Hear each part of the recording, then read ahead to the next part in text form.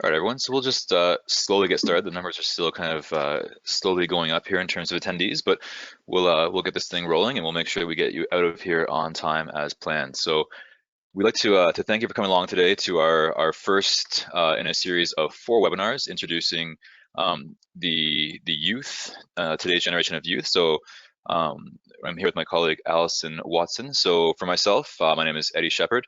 I'm based out of our Calgary office. I'm the vice president in Calgary here. And in terms of some background, this is kind of somewhat in my wheelhouse because I have a PhD in social psychology. So I've done a lot of research on human behaviors and adolescence and interpersonal relationships over the years that I've been involved in that. And I've previously as a professor at the University of Calgary, where I taught courses on social psychology as well. So I have a fair amount of expertise in this area as well.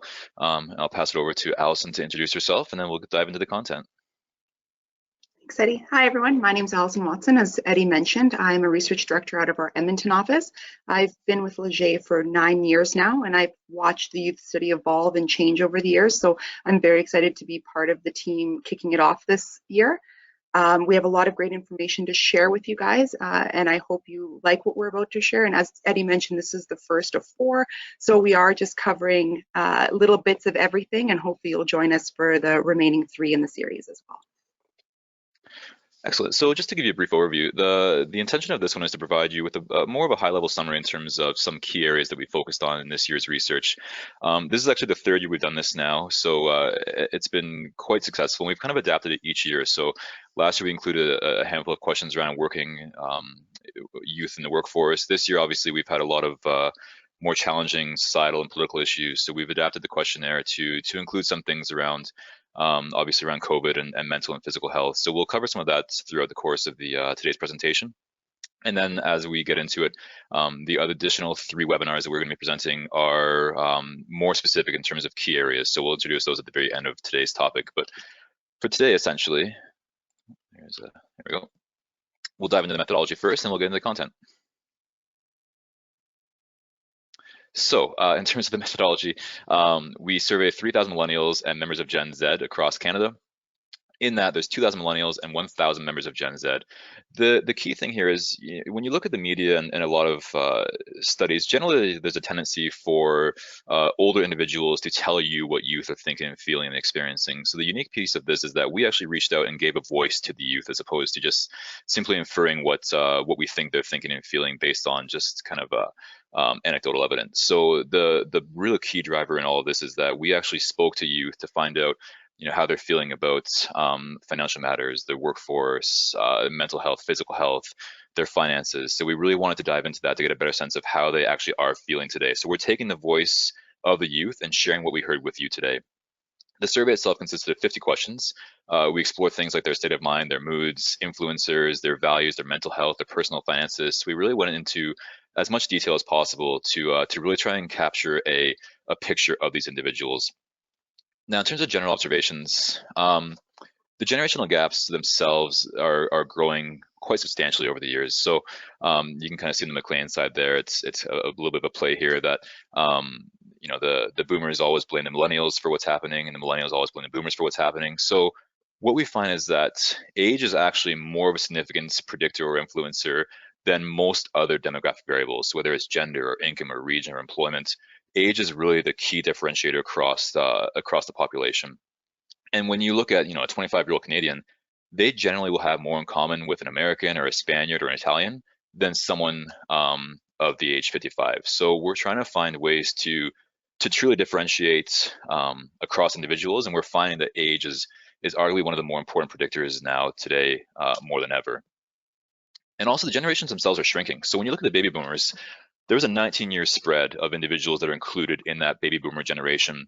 When you move on to the Gen X time frame, we're looking at 15 years. Millennials are a 14-year age group, and then Gen Z is a 14-year age group. And we're actually predicting that these generations will continue to become smaller and smaller over time. Because when you think of even millennials, people born in 1981 to 1995, there can be significant differences within that generation itself, let alone across generations. So we're finding that within generations, there's actually a lot of differences coming to light, as well as across generations. So with that, the generational size, the generational gap is actually shrinking to to include kind of a shorter time frame to just ensure that we're capturing a clearer picture of who the individual is. So over time, even within generations, these differences are becoming larger, but the time frame of which we're looking at is actually becoming smaller. And the one thing we're really noticing is that generations are far more fragmented now than ever before. So when you think of market research or being pollsters, we want to try and create as clear of a picture, a portrait of the individual as possible. And what we're finding is that the younger generations are incredibly challenging to really predict or create a portrait for, because of the fact that they don't even really know who they are yet. So when you think of people in between the ages of 10 and 17 or 10 and 19, they don't really have a clear vision in terms of what they want to do for their career, where they want to go to school, what their relationship is going to be like. They don't even really know their own true identity yet necessarily. So I think what we're trying to do is try and create as clear of a portrait as possible, but understand the fact that this is a generation that will kind of adapt over the years and be influenced quite heavily. So it's really clear to note that there's a lot of research being done in this area, but it's such a fragmented group that we don't really know the specifics in detail. So when you think of even just how they move across their time frame, so in the earlier days, there was a very typical blueprint where you would go to school, you get a career, and you start a family, and that was kind of the way that everyone would go about their trajectory of life. Now, people are going to school, they're graduating, they're getting their first job, then they realize they want to switch industries, not even just kind of careers within a job, but their entire industry.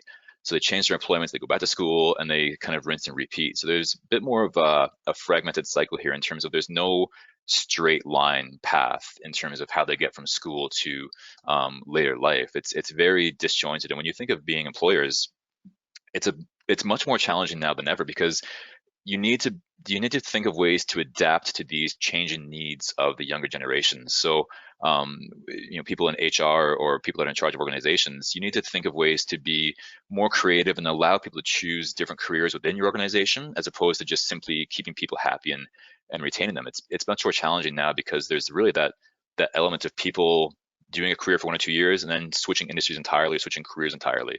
So it's really important to be adaptive and fluid as an employer, because you really need to meet the changing demands of this younger generation. Also, our generations are more diverse than ever. So when you look at the comparisons between now and 1996, for people that are 15 to 34 that are visible minorities, in 1996 there's only 13% of people. In 2018, it's 27%. In terms of the people who belong to the LGBTQ plus community, it was only 4% in 96, and now it's up to 10% in 2018. Also, those whose mother tongue is not French or English, we're up to 15% now. So the youth are much more diverse than ever, and there's a much larger population in terms of ethnicities and visible minorities than ever before as well. So it's a very diverse group that's becoming much more challenging to understand, and our goal is to really try and create as much of a clear picture for you as possible in all of this.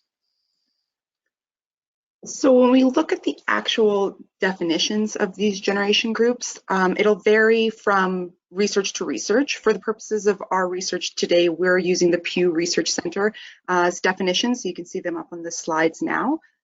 And when we look specifically at the millennials very much a buzzword right now, and I'm sure it's a word that you all probably hear almost daily. Millennials make up such a large part of our population, the 27% of the Canadian population, that it's becoming inevitable that someone somewhere at any point in time is saying something about them or in reference to them. We are referring to them here as the next boomers in a sense.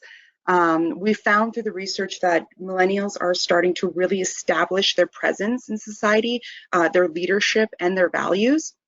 They're beginning to show even their economic impact on society. As the boomers get older, we're finding that the purchasing power that millennials have is growing stronger and stronger, and that's something that will continue to impact society as the years go on. They're also identified as the first to suffer the economic impacts of COVID-19, and we'll get into a little bit more of that further on in the presentation. So just before we go on, one housekeeping note that I was told to do before the presentation, but I completely forgot to.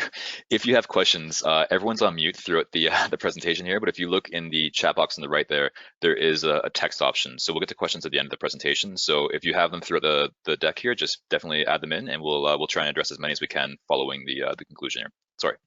That's okay. Thanks, Eddie. So Gen Z, millennials, pretty straightforward, we've all heard a lot about it.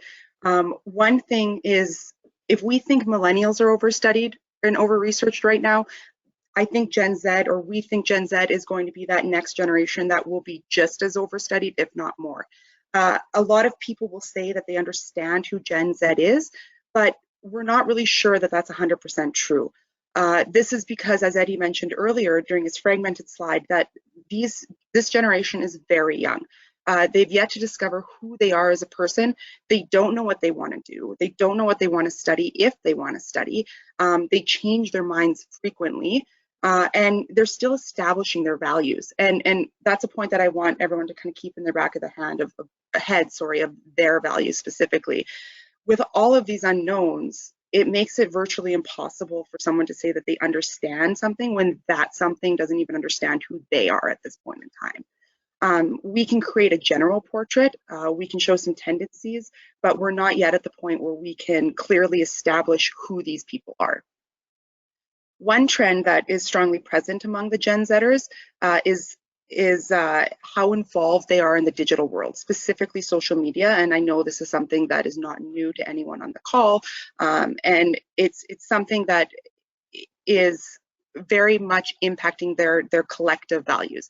We mentioned that they don't know what their values are yet. That's as an individual, but collectively, there's a very strong sense of collective values that this group has, and that's as a result of their connection and use of social media platforms. When you think of any, sorry, Eddie. Go ahead. I was going to say, with the digital media as well, Allison and I were speaking into this yesterday, and her and I are actually both part of one of these two groups, and I'll let you guys decide which one each of us belong to. But in terms of the digital world, the Gen Z group, this is the first generation that has had every aspect of media at their fingertips. The millennials, it kind of came to light throughout the course of that generation from things like ICQ and then MSN Messenger and beyonds. But the Gen Z population has been heavily influenced by digital media since they were essentially old enough to take that in. Mm-hmm. And one thing to note with the social media is there's algorithms in place that take us, every user, and filter us into smaller targeted groups, and we're filtered and we're targeted information based on what we're watching, what we're reading, what we're searching, and this is what's heavily influencing these younger generations, which is something that generations before them have never had. You were very much limited to what was in your own backyard, for a sense, and this is something that's new and something that they're adapting to, and something, again, that we're going to touch on a little bit further on in the presentation. Are they the generation that's impacted by COVID? In some ways, yes. We're going to touch on how they're being sacrificed and impacted in mental health, economically, albeit not as great of an impact as the millennials. But we definitely need more time and more information to see how they're going to change, adapt, and be impacted by the pandemic. So with this slide here, it's going to show the evolution of the age within the Canadian population. So we start in 1945, 1965, 1985. It's important to note here that at this point in time, millennials are the same. In 1985, the baby boomers are the same age as millennials are right now. 2005, 2019, and the projected proportion for 2035. So with this, what we're really trying to show here is that age group of the younger generation, it's going to become larger and larger and larger over time. So it's really important that we try and establish as clear of an understanding as possible, so we can really help shape their environment around them and really help to help them along the way as they age. Now, in terms of the generational portrait, we're going to try and paint these two groups into a bit of clarity. But the one thing we see is that we want to break it out beyond just millennials and Gen Z, because Allison said earlier, when you think of millennials, the age group is such a wide range of individuals that there's a lot of differences within those people. It just in with that single group. So we actually found across our 3 years of research, there's actually 3 age groups as opposed to the 2 generations. So we find this the 13 to 19, this is kind of the carefree range. So these are people that don't really have necessarily a lot of responsibilities just yet. They might be starting their first job, but there's really no pressure on them outside of what they put on themselves, arguably. So these are individuals that can kind of live life freely. They don't really have a lot of the stressors that older individuals will necessarily generate over time. Then you get into the turbulent years. This is arguably the most challenging of the 3 groups that we're going to discuss here. So this is between 20 and 29. So when you think of the different life experiences between this time frame, people are going to university or college. They're getting their first career, maybe their second or third careers as well. They're getting into some of their first serious romantic relationships. They're moving into their first home. They're taking on a lot more financial stress that they would have not otherwise had prior to going to school. So this is a time frame in which really every major life stressor will come to light for these individuals. So this is a time of turbulence in that there's a lot of growth and opportunity within this group, but at the same time, they're experiencing a lot of challenges throughout these years.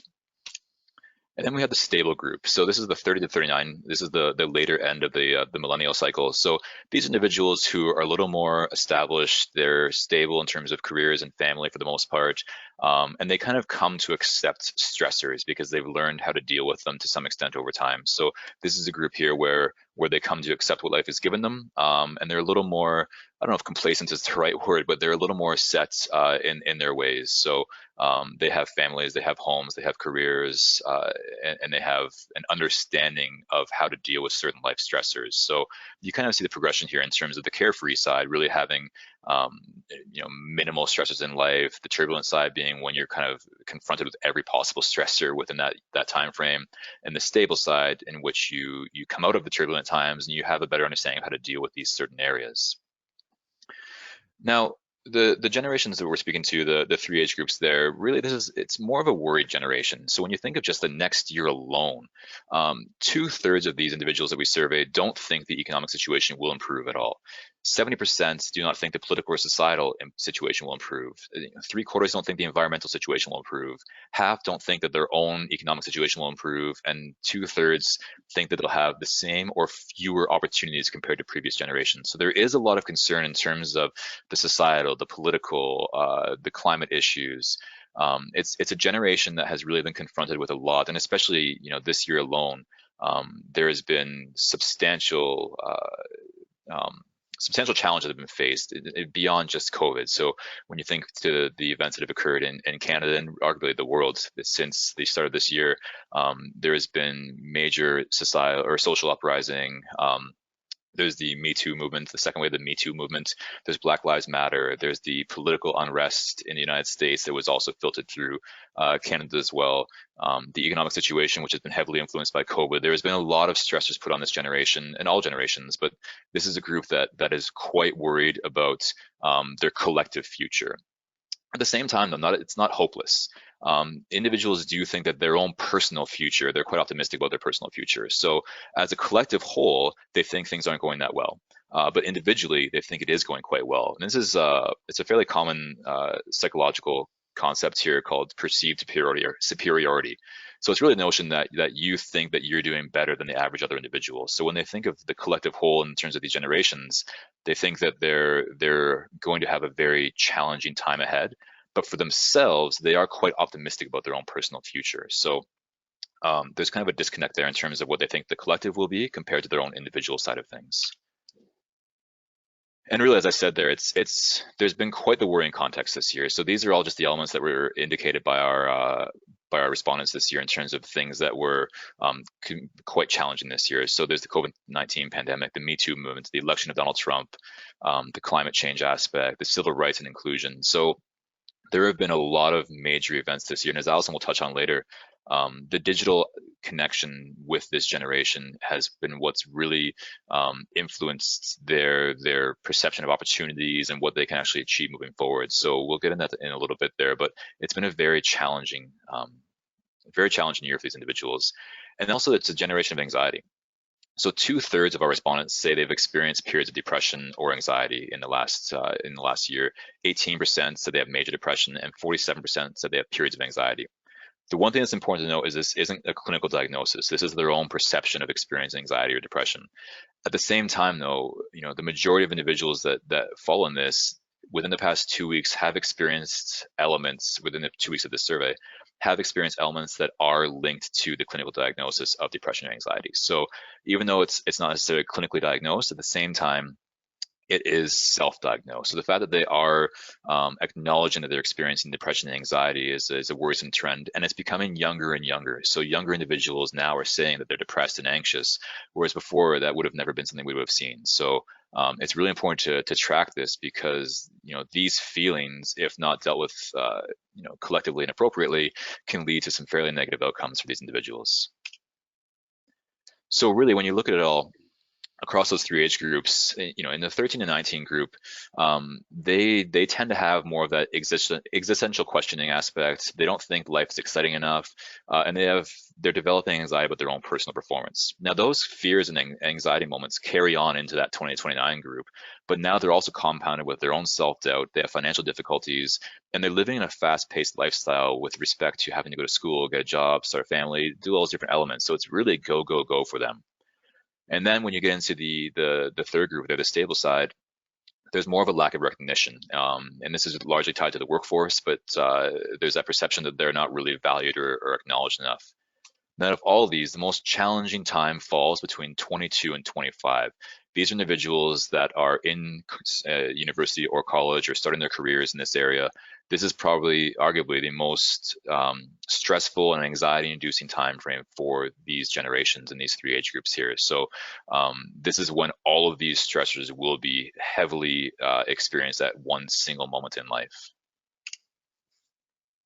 So Allison's going to touch on some specifics now around some of these areas here. So we really saw 3 crises in one. There's the public health crisis, the mental health crisis, and the economic crisis. So we won't touch as much on COVID, but we'll see the impacts of COVID in terms of the mental health and the economic crisis. The one thing we noticed is that COVID, especially for the younger audiences, wasn't as top of mind for them, because there's the ongoing perception that they're young, so COVID will not negatively influence them. So there's less of a concern around the risks tied to that.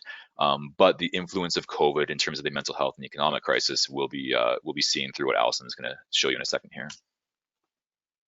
Thanks, Eddie. So as Eddie mentioned, the first that we're going to be discussing is the mental health crisis. Eddie touched on some of it, being worried, being anxious, self-diagnosed or self-identifying as being depressed, although it might not be clinically diagnosed as of yet.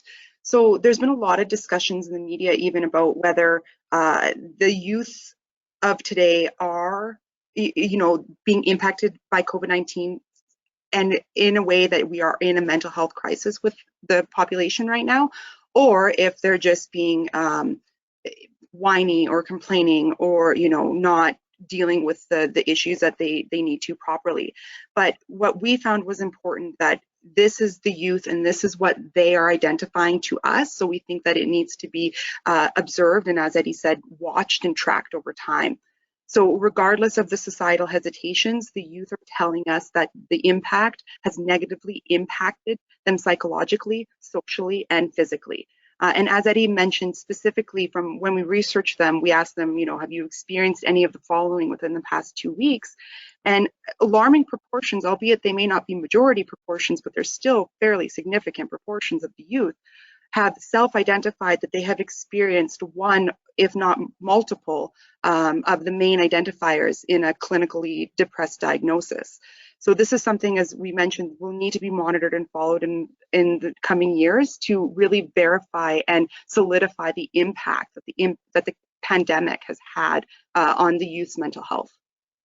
And I think with that too, touching on what Allison spoke to, I think that mental health has become much more of a top of mind issue, and especially in youth, and taken more seriously recently, in large part due to the impacts of COVID-19. But I think this is one area where older generations tend to dismiss these feelings of youth, and they kind of view them as being, as Allison said, whiny or complaining, and they perceive them as not actually being able to understand these feelings. But the reality is that I think there's a lot more clarity around what these actually are in youth, and I think that the fact that they're even just expressing this in the first place is a fairly serious concern that we really need to address moving forward and find ways to help them, both in the school and in the workforce and just in their general lives. And going on to the economic side of things, Eddie had just already touched on that they have a overall worry for the future, but personally they're a little less concerned. But we do see that they've had a difficult year.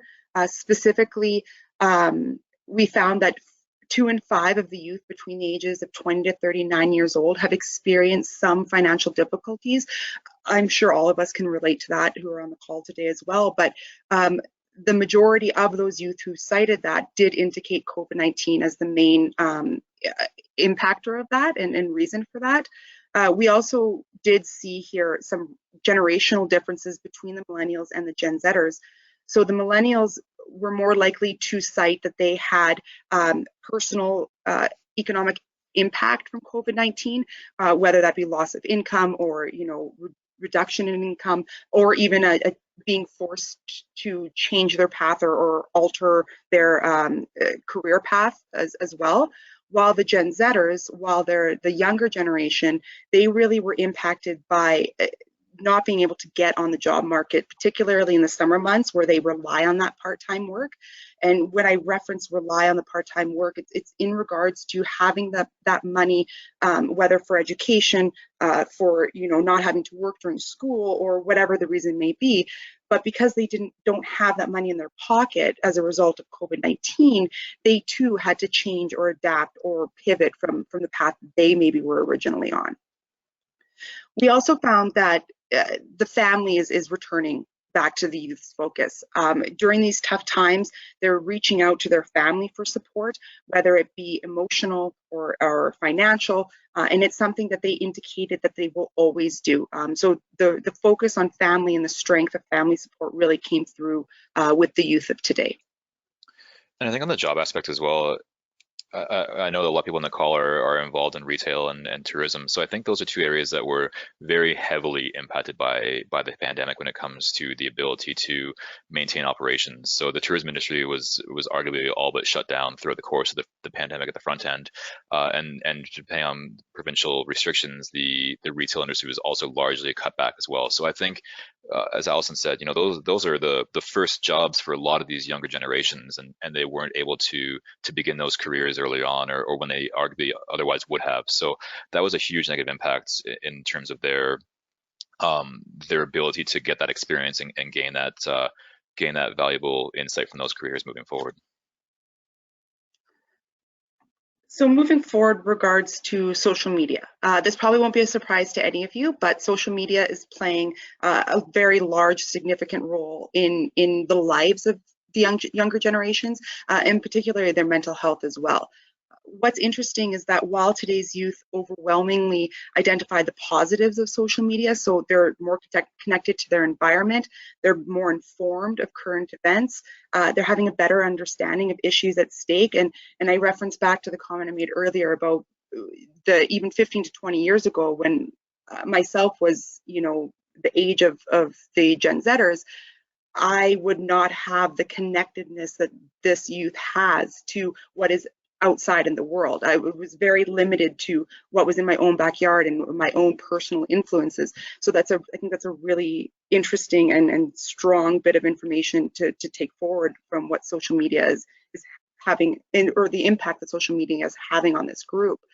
But what's interesting is while they're using it as a tool to communicate, entertain, inform, and advocate, they're also now indicating or acknowledging, that social media is not all good and fun and games, that it is having some negative impacts on them as well. And what's interesting in this is not that the negative impacts, but that youth is now acknowledging them, and it's not the older generations projecting these feelings and perceptions onto the other generations, onto the younger generation, or into the public feed, that this is a negative thing. Now the youth is taking some ownership of it and acknowledging it and making reference to it. So they are aware of it, although there are some really strong, great positive things that they're doing with it as well. And as Allison alluded to earlier too, it's based on the algorithms that are embedded in social media. It's uniting you with collectively, like-minded individuals. So it's creating a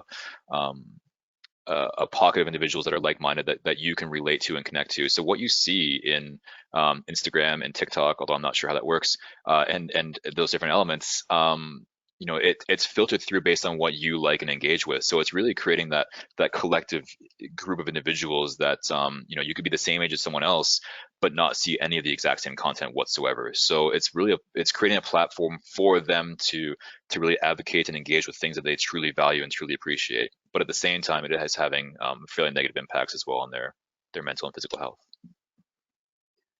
So kind of to summarize. Sorry, Allison. Sorry, do you want to take this one? No, go ahead. So kind of to summarize what we have so far, we've learned that they're worried, they're anxious, they're showing signs of depression, and that they're currently, maybe heading towards that mental health crisis phase. They're facing economic difficulties, and that they're also acknowledging the good and the bad of their social media usage and the impact of that. But aside from these difficulties and obstacles, they have this desire to change, particularly the environmental side and the advocacy routes and projects and initiatives that these groups are taking. They're making lifestyle changes to better the environment. They're leading, not just wanting to do, but doing zero waste lifestyle, less vehicle use, buying local, reducing their meat consumption, participating in climate change demonstrations. All of these are not probably things, when you think back to what you were doing at that age, that you were conscious of or trying to do. So they're using social media channels, their personal social media channels, to take a stance on these issues because they're important to them, and they're becoming advocates at a much younger age. And that's the impact of this this slide here, which will be the last one that I present before Eddie rounds it off. But we see here that all the faces, all the groups that you see on this slide, the age range is 16 to 21 years old. These are young people who have made such a global impact for the cause that they're advocating for, that we're here today talking about them, although we don't know any of them personally, and they've been able to make the impact that they have because of social media.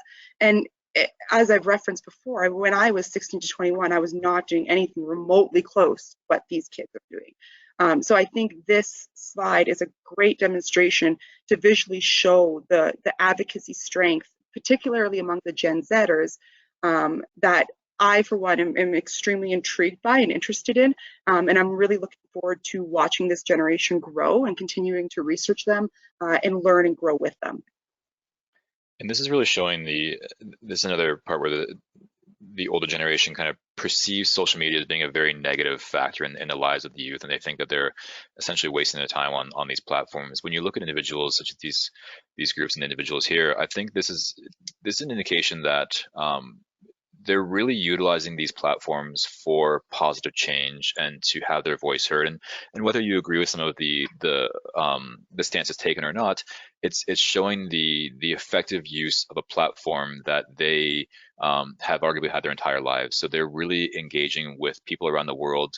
And as Allison said, this would not have been the case in previous years or previous generations, because we didn't have that global reach. You're more tied to your own region and your own town or city. So the reach that these individuals have and the power that they have through engaging with social media and their followers is being put to very good use, and it's raising awareness, and it's creating it's sparking change, and it's inspiring people to make change within their own lives, but also within their communities and towns. So it's really this is a very positive note to end on. There is a lot of challenges within this generation in terms of the economic and political and financial aspects, but at the same time they are really doing a lot of good with the platforms and tools they have at their fingertips as well.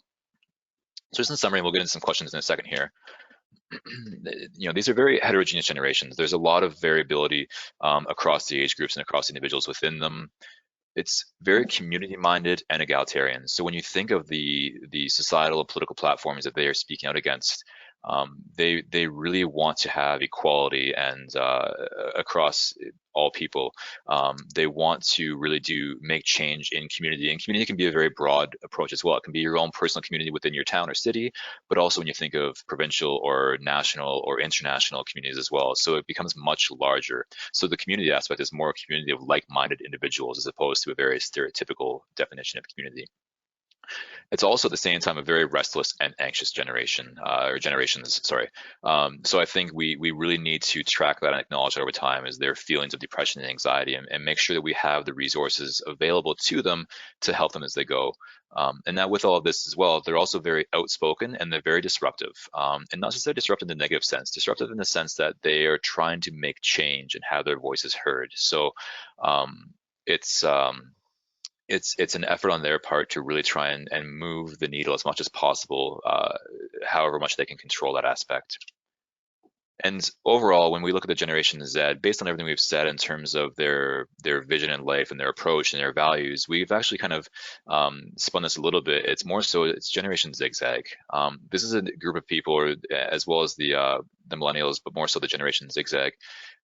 This is a group of individuals that don't have a clear trajectory, or a straight trajectory in their lives. So they have the ability to pivot careers on the drop of a hat. So they have the chance to go to schools and engage in different programs and go to different countries, and they can take time off, and they can delay the start of their careers, their personal lives to engage in other areas. So I think this is the important take home here, is that it's a group of individuals that we really need to try and continue to understand, because they are going to make up a significant portion of our workforce in the coming years.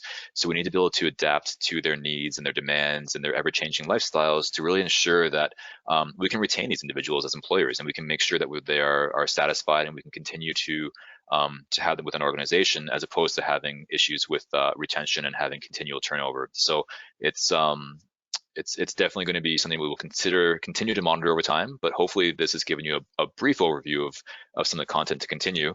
But we'll dive into some questions. If I think Allison's pulling some up there, but yeah. Yeah, so we've got a few questions rolling in. So if you could define age, oh, sorry, they answered that one. So age is the predictor, but that's not the same as generation. Would you agree with that statement? Okay. I think we're starting to see that more. So I think,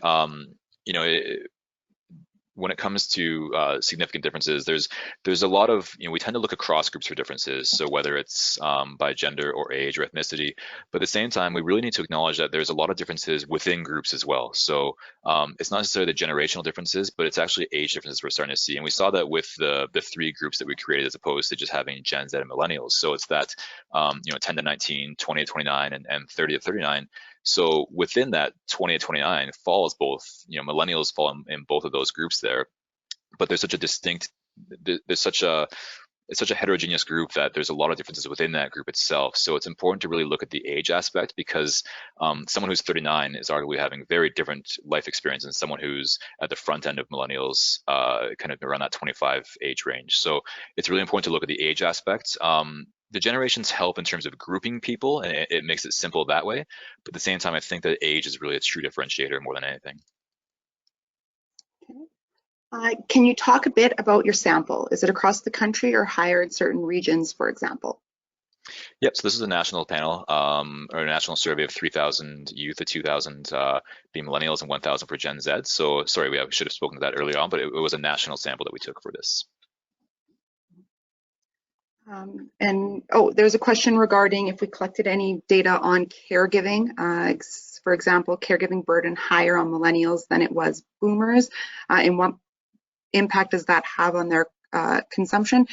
I don't believe we did, but that's definitely something we can take back and verify for you. But interesting question for sure.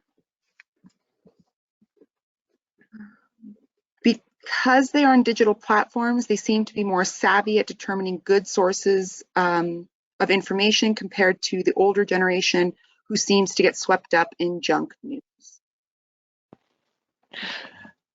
Yeah, no, I would probably knowing the platforms my mom uses, I would probably agree with that. I think that I think it is a very digital savvy generation, and I think that when you look at the platforms being created and the tools being engaged with now, they're far superior to what was available to the older generations. So I completely agree that they are definitely a tech savvy generation for sure. Yeah, they're very much fact checkers. So they're much more comfortable, and they know where to go to verify if something is what it appears to be. Whereas Eddie mentioned, some of the things that I know I see from my parents as well that they're sharing is not valid news resources. So it's a very valid and an interesting point. We also have here, I wonder about the difference between Gen Z and millennials towards socialism, large government. They're going to live in the fiscal hangover from COVID with vast deficits to be paid off. So government options to spend become significantly reduced. Yeah, I think this is where Allison touched on earlier. The Gen Z group, we believe that they will be the most impacted by COVID, but it's still so early to fully be able to make that claim. I think when you look at the financial crisis, the political challenges, the societal challenges, I think that is a generation that will feel I guess to say, the trickle down effect of those impacts. So, but it might not be witnessed or acknowledged for several years for some of these individuals. So I think that that's something that will be monitored over time. I don't think we can speak to that quite clearly just yet. I think that different generations and age groups will be impacted in very different ways when it comes to COVID-19 and the political situation. But I do think for the long-term and enduring impacts, it is likely going to be the younger generations, because they will, the things that are taking place right now that are going to be put in place moving forward will have a direct impact on them. So I think there's a chance that we could see that, but I don't think we have enough data to make that inference just yet. Perceived superiority, is there any way to track that? So this is actually, so my background was I looked at this in romantic relationships in university. So it was the perception that your relationship was better than everyone else's, basically. But the concept is it's basically the way in which they view themselves compared to the average others. So you can track it depending on the kinds of questions that you're implementing, but it's generally drawn from trends in the data. So as we saw there, they think that as a collective whole, all of society is going to be face several difficulties and challenges over time, whereas they themselves think that they will be able to succeed and overcome those challenges. So it's actually it's a more common phenomenon than not across the majority of the population. So whether it comes to relationships or your abilities in school or your professional abilities, we generally have a tendency to think that we are better than the average other person. And that just comes down to a better understanding of yourself compared to the collective whole itself. But not everyone can be better than the average. That's impossible. So it's definitely a phenomenon that's quite consistent over time. Could we discuss life is not exciting enough? Is this because they compare themselves to social media posts? Yeah, I think that's definitely one aspect there, is that they have the ability to see what people across the globe are doing. So I think there's a lot of pressure on younger generations to gain varying life experiences and to explore and to engage with different platforms and individuals. So I think that they just look at what they're seeing on social media and on the news and across the world, and kind of look at what they're experiencing in their small town or their city or their province. So I think that is one aspect where social media, as Allison spoke to the negatives of social media, I think this is one area where it may play a role, just because they see people that are comparable to them in their eyes doing considerably different things and engaging in different areas. So I do think that's one where social media can have more of a detriment in terms of that fast-paced life. But I also think that it's also leading them to want more and to do more as well. So I think that they, in terms of stimulation, they might not be able to get enough where they're located just based on that alone. Okay, so we have, for the mental health stats, wondering if you have the data versus the older generations to understand the gap. For this particular, specifically in the past 2 weeks with the self-identified depressions.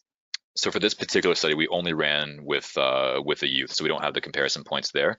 But we can look into that as well. But I'm confident that we only have it for the younger generations and not the older generations.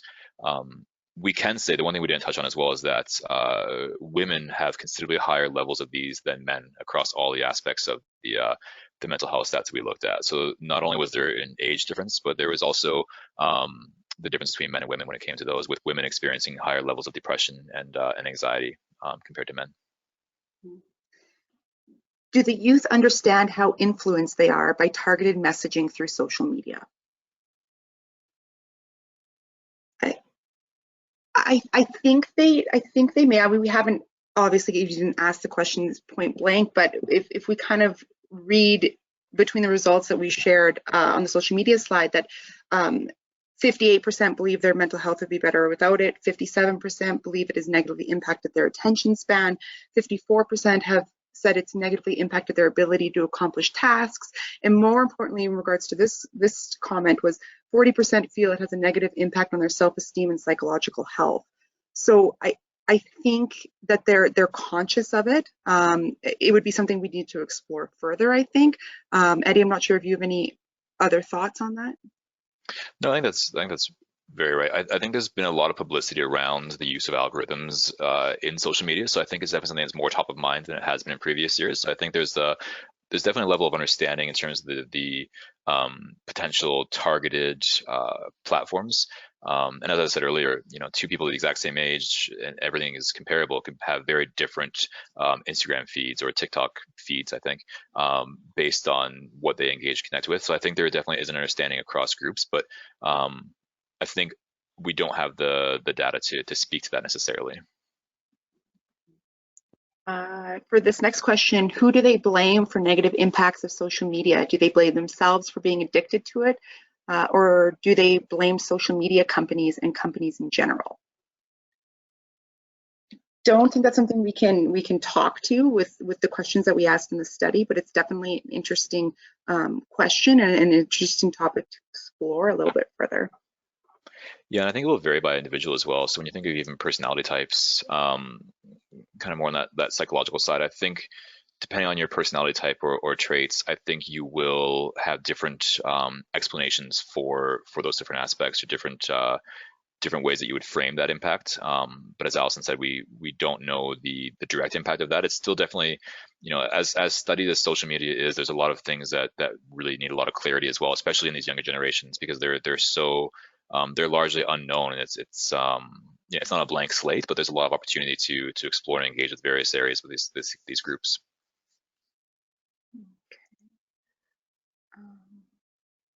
Sorry, not sure what context that one's in. Were there any questions in the survey about seeking out fair trade products? No. Sorry. Yeah, I don't believe we had any commercial behaviors or things like that. Yeah. Yeah. Can we get a copy of the deck? Yes. The presentation is being recorded. It'll be shared with everyone after the webinar. And also closer to Christmas, the youth report will also be shared with everyone as well. Yeah, it's the first time we're sharing with all of our clients. It's we're giving the gift of data for Christmas. So everyone who's on this webinar and all of our clients will receive the youth report in full. And as Allison said as well, this has been recorded and will be available, I believe, through all our platforms. And then kind of as a segue to that, coming up, we also have the remaining 3 webinars. So December 9th is the state of their wallets, which you will see Allison once again for that one.